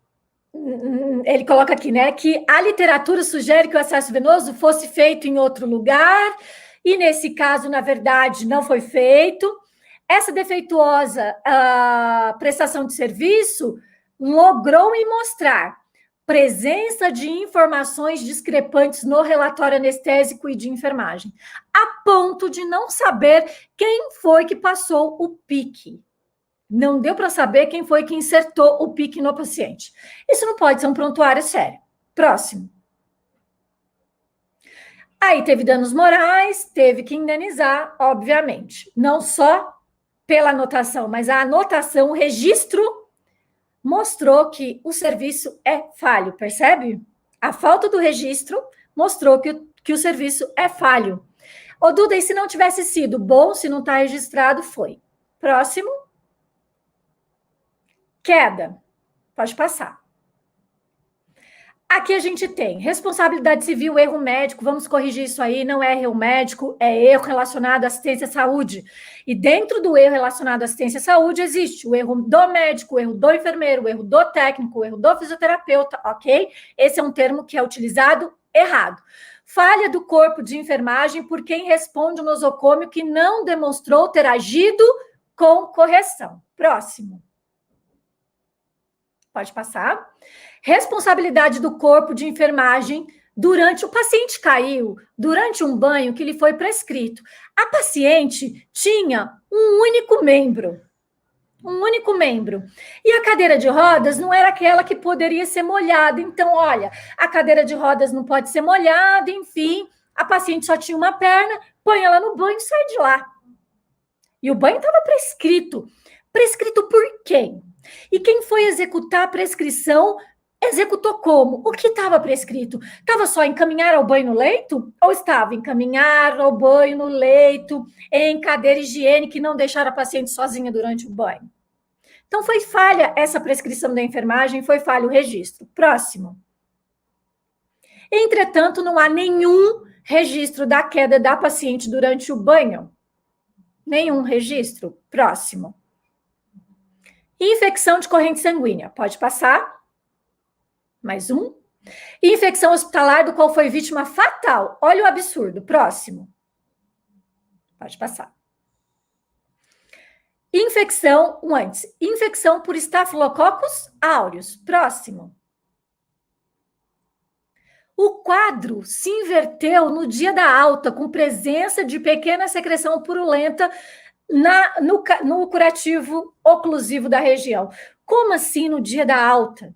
É possível isso no dia da alta? Por quê? Porque foram checar todos os registros anteriores e não havia nada, só havia sem sinais flogísticos. Próximo. Teve dano, tiveram que indenizar em 140 mil, porque a paciente morreu. Ou seja, foi uma falha contínua, que só foram perceber ao final. Próximo. Alegação de quadro infeccioso por catéter, infecção generalizada, teve que indenizar. E aí, no finalzinho, eu chamei a atenção, porque impossibilidade da ré especular sobre a vida de enferma de doença incurável. Por quê? Porque os advogados da instituição escreveram assim, era uma paciente de câncer. Escreveram assim, excelência, ela ia morrer mesmo, a infecção só adiantou. Ou seja, o juiz disse, eu aumento o valor da indenização porque você não pode falar uma coisa dessa. Próximo. Então, teve demora na remoção do foco, era uma infecção por catéter, e aí o que o juiz colocou na sentença? Exatamente o protocolo de sepse. Ele colocou ali, houve retardo no tratamento do foco séptico com a retirada do quadro infeccioso do catéter. Ou seja, os registros não condizeram com a atuação da equipe médica e de enfermagem. Então, a gente ter que o judiciário escrever um protocolo de sepse é o fim, né, do absurdo, ou da picada. Próximo. Flebite. Você está de brincadeira que tem flebite no judiciário? Tem, pode passar. Antes que o Vinícius fale que o meu tempo acabou. Teve necrose e sepse por conta de uma flebite. Próximo. Foi determinado que ela teve que, agravante, né, que o hospital teve que cobrir todos os custos. O juiz coloca que uma necrose não aparece assim, repentinamente, foi confundida com uma flebite que não teve a atenção necessária. Não tinha nada prescrito. Pode passar? Erro de medicação e extravasamento. Próximo. Sequela decorrente da aplicação de medicamento. Pode passar? Pode passar. Aqui eu chamo a atenção da subserviência. A paciente tinha um catéter periférico e nesse catéter periférico colocaram gluconato de cálcio para correr e o paciente evoluiu com uma necrose do acesso. Ou seja, e o juiz coloca lá, não pode ser feito no acesso periférico, e não se encontrou nada no registro da enfermagem em que ela comunicou ao médico que prescreveu que não era possível colocar o gluconato de cálcio no acesso venoso periférico. Ou seja, o médico prescreveu, simplesmente ela foi lá e fez, sem pensar, sem questionar, e ninguém viu. Próximo. Teve nexo de causalidade, ação, dano, nexo causal, indenizou. Próximo. Pode passar. Erro de punção, pode passar. Bom, esse aqui foi. O enfermeiro foi lá puncionar a veia de um RN, puncionou uma artéria. Pode acontecer? Pode acontecer. O que não pode acontecer é deixar a punção na artéria e o braço necrosar e ninguém registrar nada a respeito do assunto. Pode passar. Nenhum registro. Fez um Doppler, tinha trombo, teve que amputar. Primeiro, segundo e quinto dedo e falange distal do terceiro dedo. E não há um registro que o braço da criança, sem contar que não observaram. E se observaram, não registraram. E eu não sei o que é pior. E aí a criança teve que passar, o recém-nascido teve que passar por uma amputação. Pode passar? E aí escreveram lá que fizeram de tudo, o juiz disse não fez mais do que a sua obrigação. Pode passar? Teve que indenizar. Mais um. Adulteração de prontuário, falsidade ideológica. Pode passar. Foi do Tribunal de Justiça do Mato Grosso. Pode passar mais um. Aduzem que ficou comprovada a adulteração de prontuários médicos. Eu não mudei nada, né? Porque eu fiz um print e aí é prontuário do paciente, em especial dos horários de atendimento. Assim como os pais eram pessoas zelosas e tomavam todos os cuidados com a criança, ficou determinado que eles tinham cronometrado o que aconteceu em cada momento e quando se pegou o prontuário, o registro não condizia com aquilo. Próximo. E, na verdade, o prontuário não anotado, rasurado, informações contraditórias, triagens feitas por auxiliares de enfermagem, todo esse arcabouço aí de má anotação, má registro ou mau registro, era tanto da enfermagem quanto médica. Próximo. Mais um. Lesão por pressão. Pode passar. Acho que esse é o último. Nesse aqui, o paciente, esse é sensacional. Esse é a cereja do bolo. O paciente teve várias lesões por pressão durante a internação, e aí o juiz colocou conduta omissiva, deixou de fazer. Próximo. Conclusão. Diante do exposto, conclui-se que, no presente caso, não consta no prontuário nenhuma prescrição em relação aos cuidados necessários para a prevenção, ele deixou escaras, eu deixei, para a prevenção de lesão por pressão. Nenhuma. Mais um. Já estou saindo, Vinícius. Mais um. Pode passar, Ana. E aí ele colocou, ocorre que o perito elencou 14 medidas que poderiam ter sido prescritas nesse sentido e não foram. Cadê a enfermagem? Cadê o processo de enfermagem? Cadê a prescrição de enfermagem? Não tinha. Então, esse é um caso emblemático de como não fazer o processo de enfermagem, não registrar o processo de enfermagem, traz, na verdade, danos ao paciente e ainda coloca você, enquanto profissional de enfermagem, e a instituição que você trabalha numa situação muito difícil. Último, teve que indenizar. Próximo. Então, eu peço que vocês repensem, porque as suas escolhas não afetam só você.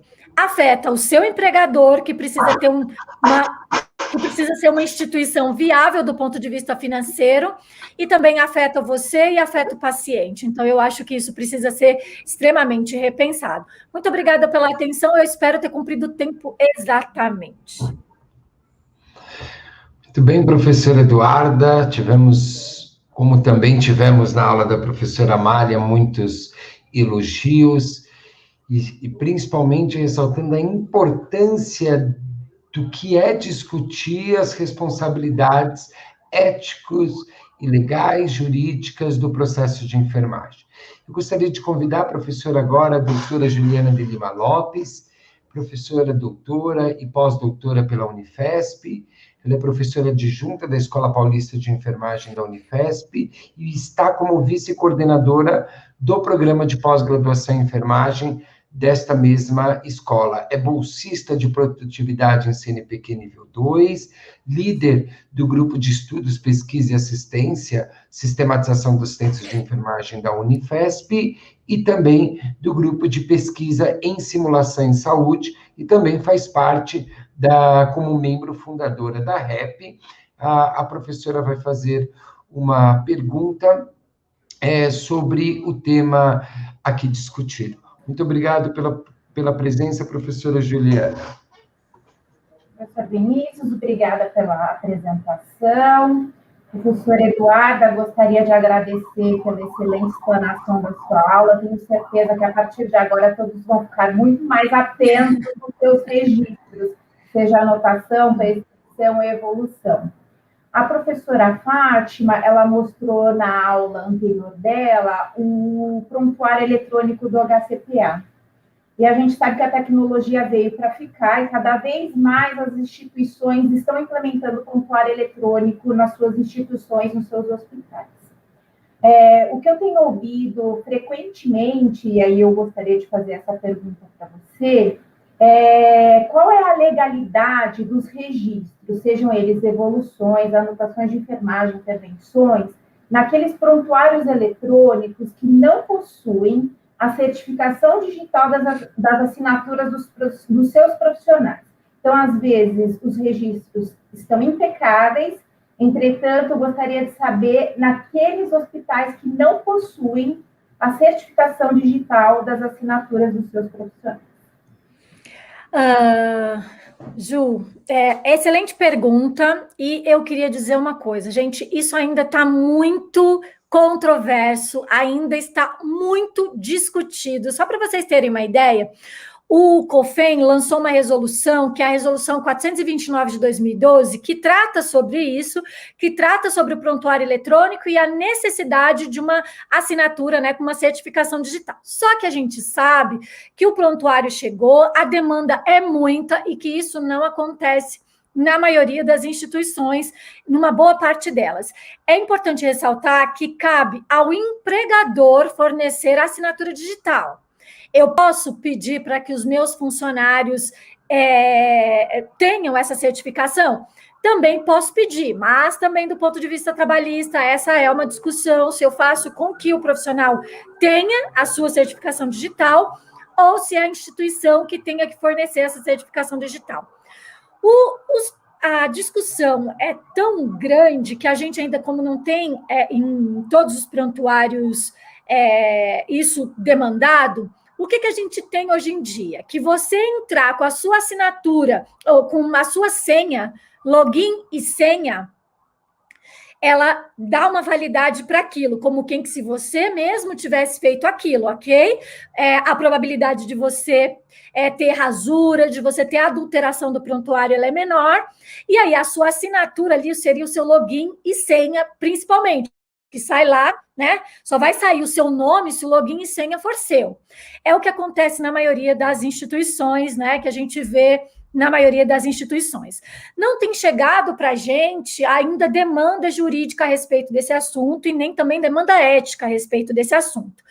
Tanto é que o COFEN está para rever essa resolução 429 de 2012, porque em 2020 o Ministério Público, o Ministério da Saúde chamou o Conselho Federal para conversar, para dizer, olha, é humanamente impossível a gente determinar a certificação digital para todo mundo, a gente precisa rever os meios de validade desse prontuário.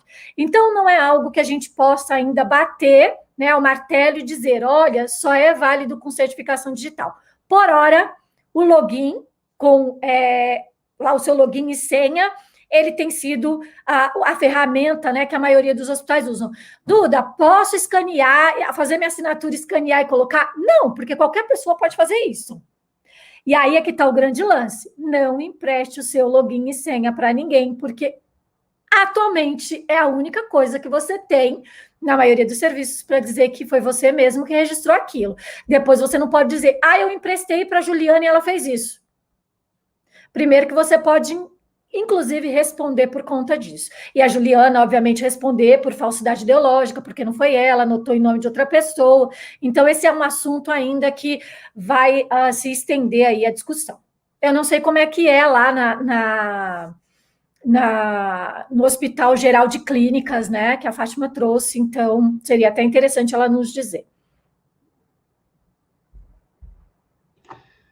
Muito bem, professora Eduarda. Eu gostaria agora de convidar a palestrante, a professora Amália, a professora Márcia Cuba, e já aproveito para convidar também a professora doutora Rita de Cássia Gengbe Silva, enfermeira pela Escola de Enfermagem da USP, doutora pela Faculdade de Medicina da USP, pós-doutorado no The Marjorie Gordon Program for Clinical Reasoning and Knowledge, no Boston College, e para se integrar à nossa mesa redonda, e eu passo a palavra agora à professora Rita Gengo, que tem uma pergunta para começarmos a discutir aqui entre todos nós, e depois eu quero passar já para as perguntas que recebemos no Telegram e alguns comentários no YouTube, que são perguntas muito pertinentes, e eu sabia que nós não teríamos 2, 3 perguntas,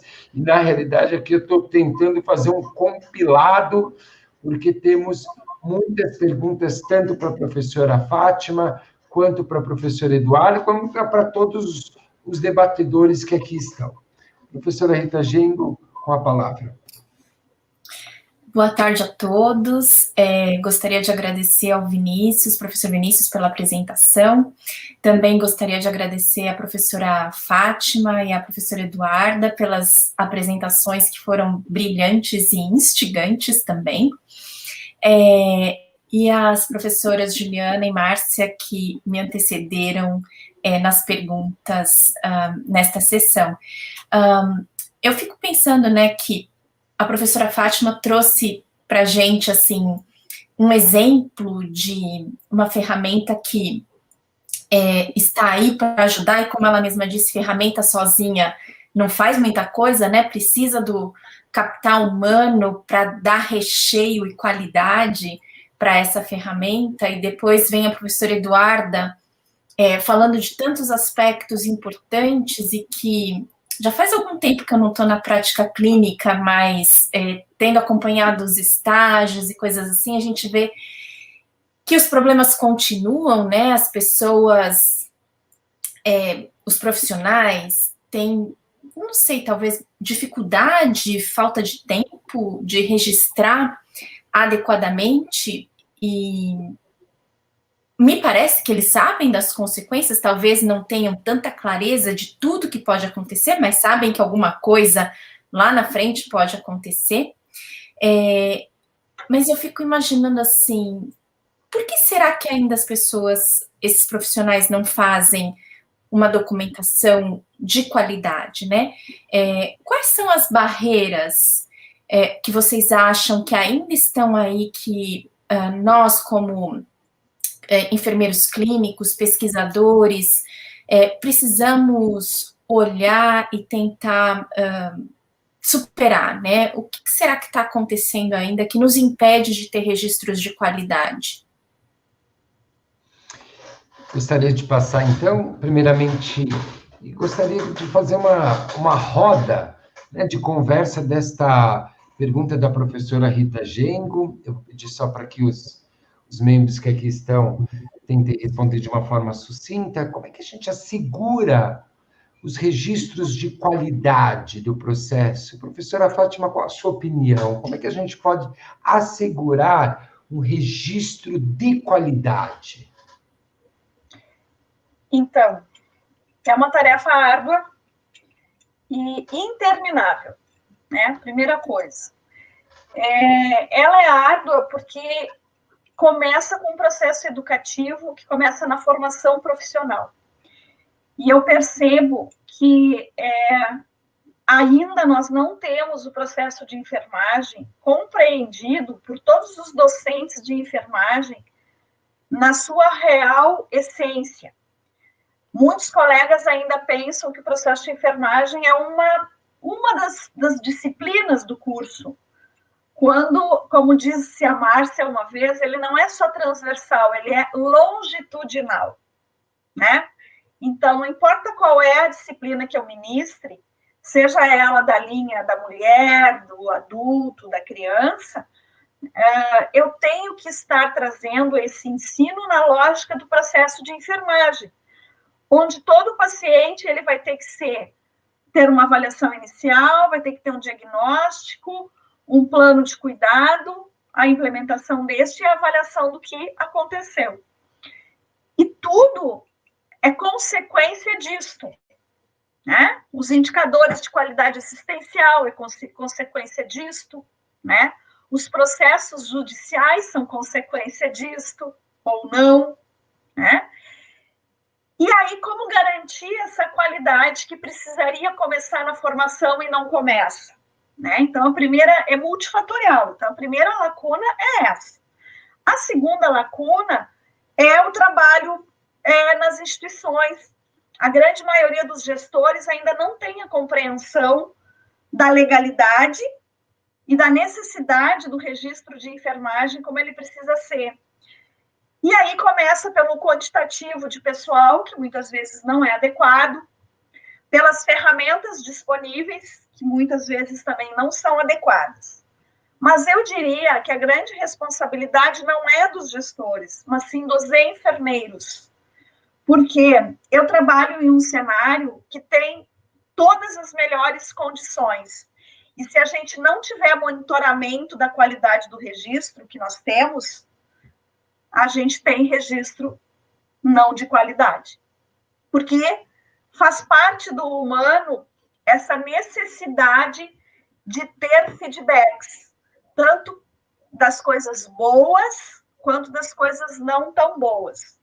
Então, se você não tiver feedback diariamente, com avaliações, e isso sendo reportado para os profissionais, por exemplo, inclusive na avaliação de desempenho dos profissionais de enfermagem da HCPA, existe um item relacionado a quão bem o profissional de enfermagem executa o processo de enfermagem, né? Então, ele tem uma avaliação formal que diz respeito ao seu salário, óbvio, isso dentro de todo o item, mas todos os funcionários devem ser avaliados pelo menos uma vez por ano, né? Isso é uma coisa. E nós, na Comissão do Processo de Enfermagem, temos sistemas de monitoramento da qualidade do registro, né? Onde a cada 4 meses a gente fecha essa avaliação e encaminha para as chefias de serviço. O que as chefias fazem com isso? Bom, aí vai depender muito de como o gestor entende que isso faz parte do seu trabalho também. E aí, bom, alguns também nos dão um feedback excelente e outros nem tanto. Muito bem, professora Fátima. Professora Márcia, queria te ouvir um pouquinho. Como é que a gente mantém esses registros com qualidade? Entendo que a professora Fátima já nos colocou que o primeiro passo é mantermos um treinamento da nossa equipe. Eu gostaria de te ouvir, como é que a gente mantém esse registro de qualidade? Pois é, Vinícius, essa é uma coisa que provavelmente a gente ganharia milhões se a gente conseguisse trabalhar com um bom sistema que pudesse captar problemas relacionados à qualidade do registro, né? Mas eu sempre parto do princípio que o sistema ele deve ser bom, ele deve facilitar. Um sistema que dificulte o registro, as pessoas tendem a se afastar dele. Então, eu consigo olhar para um sistema que facilita o meu registro quando eu penso da mesma forma que os passos do registro são registrados, vamos dizer assim, né? Que o sistema é registrado. Então, quando eu falo que o enfermeiro tem que primeiro aprender a pensar o processo de enfermagem para ele poder registrar o processo de enfermagem, isso é uma relação direta, né? Se eu penso da forma como é o contínuo de tomada de decisão do processo de enfermagem, o sistema tem que me dar condições de que esta forma de pensar seja a mesma lógica de construção do sistema. Porque se não for, a pessoa tende a rechaçar, a dizer que aquilo não serve para mim. Então, eu sempre digo assim, sistema que tem muita aba, sistema que você precisa clicar numa coisa para clicar em outra, para clicar em outra, para clicar em outra, as pessoas tendem a não querer usar, né? E ela tem que compreender muito o que a Fátima colocou ali, a questão dos feedbacks, né?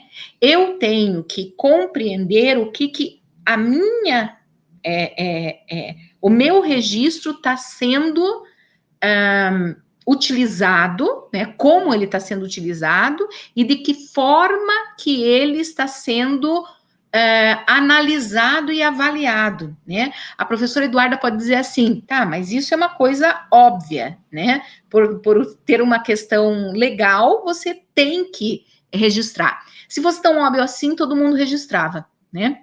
E a gente não precisava estar discutindo isso e não haveria processos éticos por falta de registro, né? Mas o que eu só afirmo é que mais qualitativo vai ser quanto mais a gente aprender a pensar da forma como a gente quer registrar. E os sistemas têm que conversar com essa forma de pensar, né? Então, vamos pensar assim, se uma enfermeira que vai lá para o HCPA, ela